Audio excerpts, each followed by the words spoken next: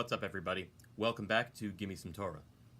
The Torah portion this week is Bo, so let's look at Exodus chapter 10, verses 1 and 2.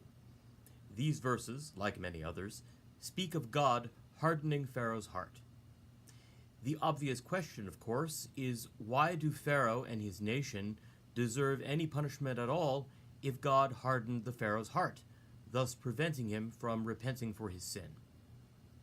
I think the answer can be found in our verse, which says, quote, "Then the Lord said to Moses, Go to Pharaoh, for I have hardened his heart and the hearts of his courtiers, in order that I may display these my signs among them."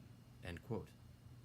In other words, the confrontation between Moses, Aaron, and Egypt is not the real point of the text, and whether or not Pharaoh deserves punishment is irrelevant. The real point is that God is awesomely powerful. End of sentence. Pharaoh is not a main character in the Bible. In fact, there are at least 2 different pharaohs in Exodus alone.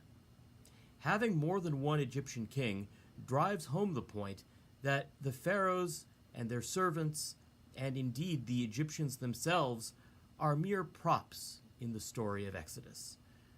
We know the Egyptian monarch and his people are not important from verse 2, in which God says, "I made a mockery of the Egyptians." Hit alalti b'mitzrayim in Hebrew.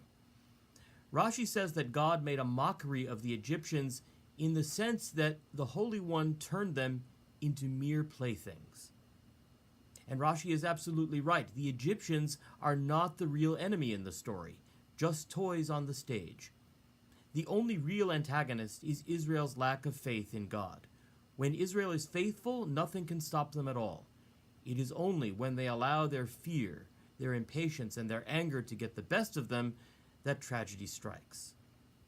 The insignificance of Egypt presents us with a powerful lesson for our lives. In the final analysis, all of the problems in our personal lives are mere props and stage dressing, special effects, if you will. As real as our problems may seem, and they can be quite painful, the real enemy resides within. When we have faith in God and use the Holy One's strength as an inspiration to solve our problems, nothing can defeat us. And that's all for now. I'm Rabbi Eli Garfinkel of Temple Bethel in Somerset, New Jersey. Check back soon for another episode of Gimme Some Torah.